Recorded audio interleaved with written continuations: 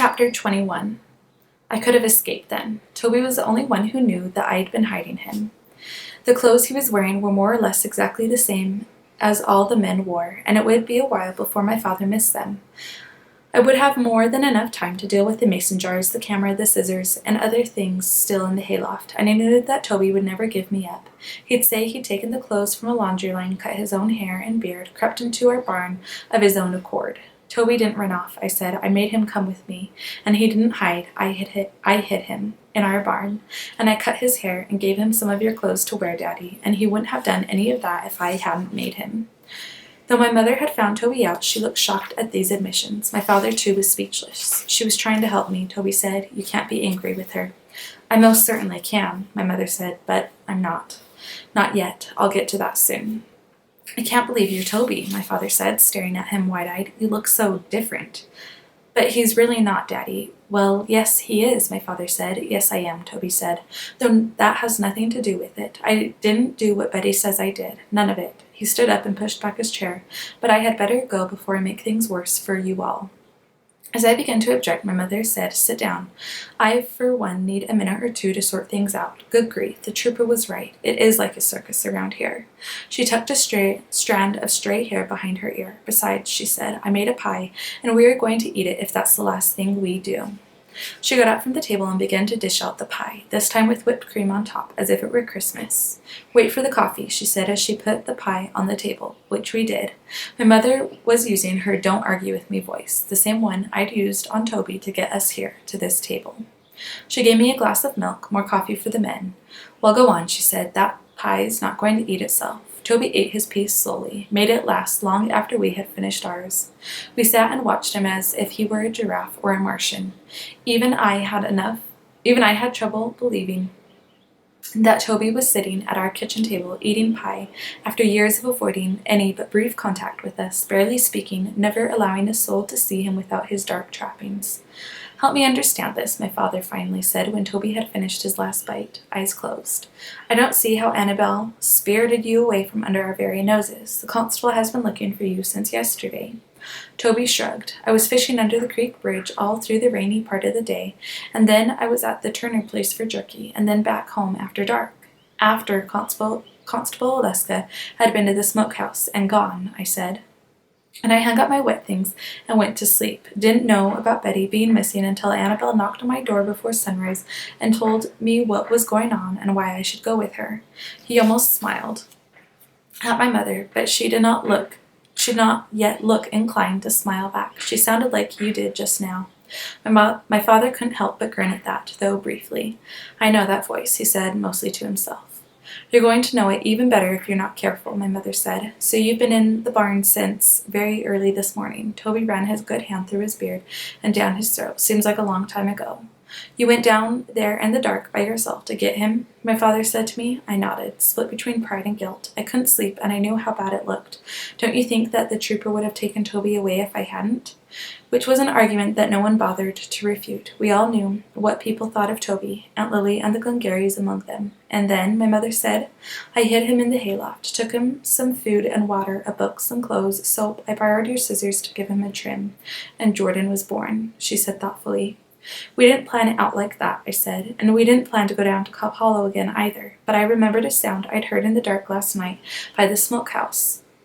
At the time, I thought it was a porcupine, but later, when the trooper told us what Andy said about Betty wanting to go down there, I thought, what if she did? What if that's where she was? And I thought some more about the porcupine sound, and I remembered the well. We sat silently for a little bit, looking at one another. My father crossed his arms over his chest. Who decided that Toby should join the rescue effort? I did, I said, again not sure if it was all right to feel clever about it. I was pretty sure he would blend in with the other strangers and be able to watch how things played out. Keep on going if he had to, stay if he could.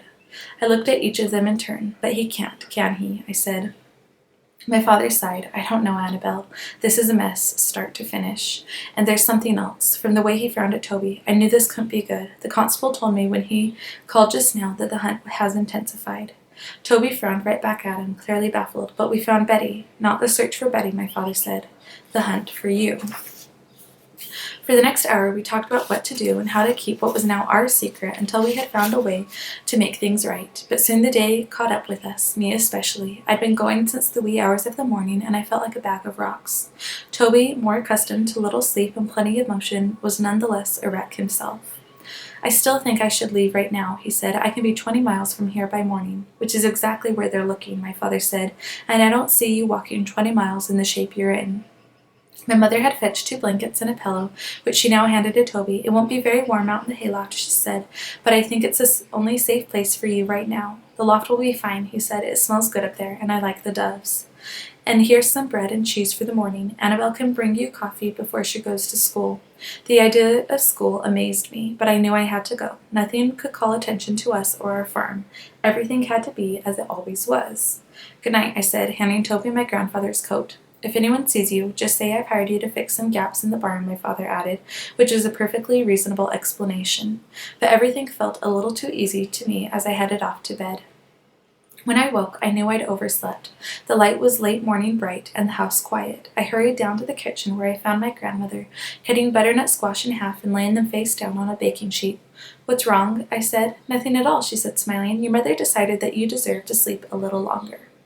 It was awkward, not knowing what she knew or what I could safely say. The truth was so tightly braided with secrets that I could not easily say anything without saying too much. So I simply sat down to my cereal and waited for the day to unfold.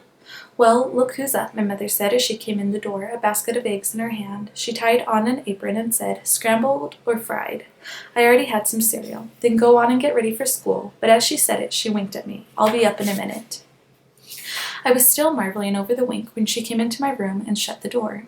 Your father took care of Toby this morning, she said softly, gave him breakfast. She sat down on the edge of my bed while I got dressed. When he got back, he told me some things. She patted the bed next to her. Annabel, come sit for a minute. When I did, she took a moment to choose her words. Annabel, your father thinks that Toby may be a little confused. About what? You know, we've always thought he was odd. You did too, I'm sure. Walking all day but going nowhere, not talking unless he had to, living in the smokehouse when he might have lived somewhere better. But I thought you liked him. I do, she said. I always have. I'm sure he went through horrible things that made him the way he is, and I'll always help him if I can. But last night, in those clean clothes, with his hair and beard trimmed up, sitting at the table and talking in complete sentences, he didn't seem odd anymore. But he is odd, Annabel, and I don't want you to forget that. Did something happen in the barn this morning? She shook her head. No, but your father spent some time with him, and he reminded me, so I'm reminding you, that you can't judge a book by its cover. Toby is confused, and you need to remember that, much as you like him. I was baffled by all this talk of confusion and book covers. I don't understand, I said. You always said that people shouldn't be afraid of Toby just because he looked scary, and now you're saying that I should be afraid of Toby, even though he went down that well to get Betty, just because he looks good? My mother stared at me, still as a post. Annabel, I didn't say you should be afraid of him. She looked at her hands in her lap and sighed. I'm just worried about you spending time alone with a man we really don't know all that well, who is, by all accounts, odd. Annabel, he simply is. But, Annabel, you know how he carries his guns all the time? Yes, so? Your father had a look at them, Annabel. Only one of those guns works. The other 2 are ruined. They aren't good for anything, but he's carried them around for years, regardless, heavy as they are. Wouldn't you say that's a sign of confusion? I thought about the dreadful stories that Toby had told me. I remembered the baby only moments old. I looked my mother full in the face. I wouldn't say that's a sign of confusion. I would say that that's a sign of something that we don't understand. Toby has his reasons, and I don't think that makes him odd at all. Or if it does, then I'm odd too, and so are you. I got up and continued to get ready for school while my mother sat on the bed and watched me. She got up and left the room without another word. School was different that day for 2 reasons. First, because I walked in to find myself the subject of a standing ovation. Even my brothers joined in, though they looked a little abashed about it. No one had ever clapped for me before, and I was sorry to be applauded now for something I might have done faster and better than I did. In the second place, school was so much better without Betty or Andy, for that matter, and I was not sorry about their absence. But it was also worse because Ruth was gone too, and some of the littlest ones kept home by mothers who did not know Toby as I did and feared he might be lurking in the bushes, waiting to toss their babies down the nearest well. We were no more than 20, so Mrs. Taylor was able to spend plenty of time with us at the board in turns, doing sums and grammar.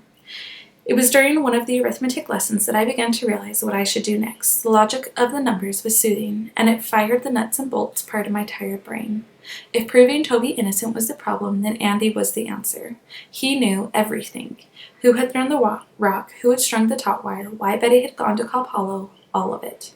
If getting Andy to tell the truth was the problem, then I didn't know the answer.